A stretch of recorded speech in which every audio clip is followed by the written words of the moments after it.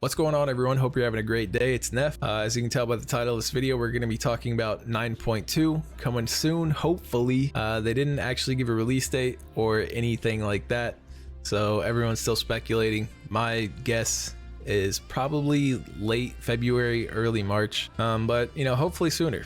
I'm kind of getting tired of dominating Sanctums. I'm trying to hop in that new raid and get some new loot, and that loot being tier sets. Tier sets is coming back, and I know a lot of people are really excited for this, I being one of them. But here I'll put a picture of the new tier sets that are coming out. And Demon Hunter, we didn't get too scuffed. I don't know why they go with the tank top Demon Hunter all the time. Doesn't really make any sense to me. It looks okay. The shoulders look pretty cool, the helmet looks okay. But the tank top, I don't know why they keep doing that. What is up with Demon Hunters and tank tops? Is that a thing that I don't know about? Like, what's going on here? Some classes definitely got it worse off than us, though.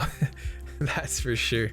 As you can tell by one of these pictures on the very right side, on the Tauren, the shoulders look like the dungeon, like the base dungeon cloth shoulders, which doesn't really make any sense to me. It looks like whoever designed that put little to no effort into it whatsoever. I don't know what class it is, for what tier set it's for, but it does not look okay. Maybe it's just because it's on a Tauren and it looks weird, but those shoulders are awful looking. But yeah, Morgan Day, he's a lead encounter designer for Blizzard. He was in an interview. He was talking about the new raid and reintroducing tier sets. They wanted to make other ways to acquire tier sets, so you're going to be able to get tier sets in PvP, raid, or this is new, in dungeons. So they said sometime after Eternity's End release, you'll unlock a Forge of Creation system, and you'll be able to earn a new currency. This currency, along with an item from PvP or dungeons, can be transformed into a tier set piece. This is supposed to work like a bad luck protection, or for people wanting to make new characters as like a catch-up method or started late. I know they had a lot of issues with people in the Shards of Domination.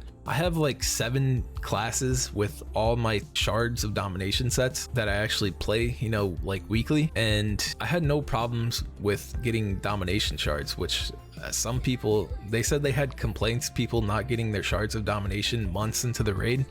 I know some people definitely have bad RNG, but that just seems inconceivable for me. Like, that just does not seem possible from my experience, which I think some people are blowing that way out of proportion. But alt systems, everyone likes that. I really like it. As you can tell, I play like 7 different characters weekly.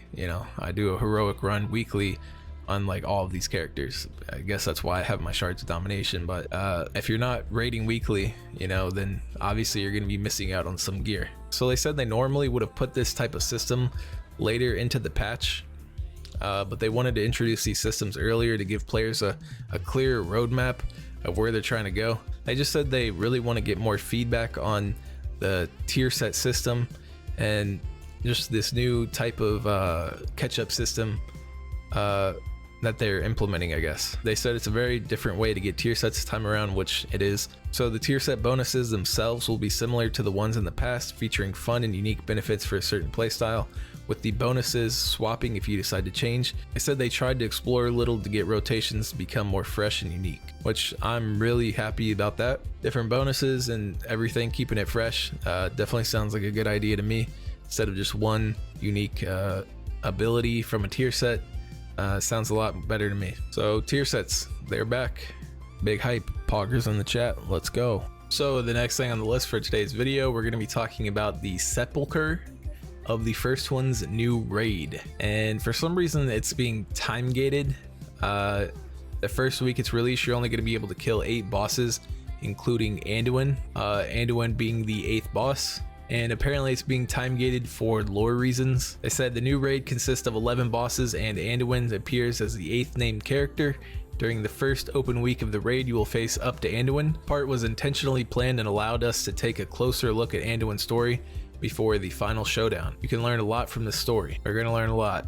Okay, I'm hyped. I'm really hyped. I can't wait to learn. Just like these brokers. They're gonna all this knowledge, all this research here in my garage. You know what I like more than money? Knowledge. But yeah, I mean, it's kind of cool to do this. And they also said the first week offers an important part of the story where you can even deal with Anduin and fend off the guard's domination. It was intentionally set for a natural story development. After that, the region will open in time for the opening of Mythic difficulty. Incidentally, the guard is the last boss of the burial site of the original being raid. If the guard is finally defeated, the final curtain of the Shadowlands story will come to an end. So they also said the story of rescuing Anduin takes precedence. By subduing Bolvar and Jaina at once, it was clear that the domination magic used by the guard was very powerful. To deal with the guard, you need to know about this magic. Anduin knows more about the magic of domination handled by the guard than anyone else. So I don't really get this, why we need Anduin to learn about the domination magic, because we have Sylvanas. And I'm not sure, they didn't really say if Sylvanas was under the domination magic. At the end of Sanctum of Domination, after you defeat Sylvanas, during that cutscene, you can kind of see like her soul being placed back in her, or something being taken out. You can't really tell. It goes like in and out, kinda. So I don't know if she was under domination magic, but maybe not. Maybe that's why we need Anduin. I'm not sure. The reason behind this is kind of cool. What I think a lot of people want to see in WoW is like real-time events, which this is kind of stepping in that direction. I think they did something like this back in Wrath of the Lich King, where the last couple bosses were time gated, and you know, it was a good raid. Obviously, a lot of people liked it. Maybe history will repeat itself and this will be a really good raid, but I definitely understand why they're time gating it. But it's definitely going to have a big impact on the Race the World First, considering that the last two bosses, or if maybe three this time, usually have higher item level. So it's definitely going to have a pretty big impact on the Race the World First, because those last two bosses, that loot definitely helps while progressing mythic bosses without any mythic gear, because that little item level definitely helps on the first, you know, 4 or 5 bosses in mythic difficulty, when no one has any mythic raid gear yet. So that'll be interesting to see how that plays a role. But yeah, there's not a whole lot to talk about with the new raid. We get to fight Anduin. They showed some Elegon looking boss, which looks pretty cool, but it's kind of weird because the celestial type people were created by the Titans, which maybe this guy was just lurking about in this place in the Sepulchre. The jailer placed some magic on him, some domination magic on him, and took control of him. I don't know why was the guy lurking in here? Just being a menace to society, you know? I don't know. But yeah, they didn't say too much about the raid, but other than the time gate. So the last thing we're going to be talking about in this video is something a lot of people are really looking forward to, which is double legendaries. Fortunately, we are getting double legendaries, but unfortunately, it's only Covenant legendary plus any other legendary you want. So for some classes, this is going to be really good. Like Demon Hunter Venthyr with Agony Gaze and something like Dark Glare Medallion, that's going to be really sick. And Blazing Slaughter with maybe Collective Anguish and AoE, that'll be really cool to see. Boomies with their Sinful Hysteria and maybe Boat, but yeah, some classes are really going to benefit from this, some classes are going to be screwed. There's definitely going to be a lot of tuning coming out before 9.2, I can imagine, going down on the PTR and whatnot. So Demon Hunters, we're looking really well off, so we could possibly be looking at nerf, hopefully not, because that Agony Gaze and Dark Glare Medallion is going to be ridiculous single target, I can tell you that. Yeah, I'm not sure if this is confirmed or not yet. I know Ian came out in an interview and said, this is how it's happening, this is how it works. Your double legendary is going to be your Covenant legendary and whatever the other legendary you want to use. So I know they're still looking for feedback on that. So on the PTR, people will probably be testing that out and giving feedback.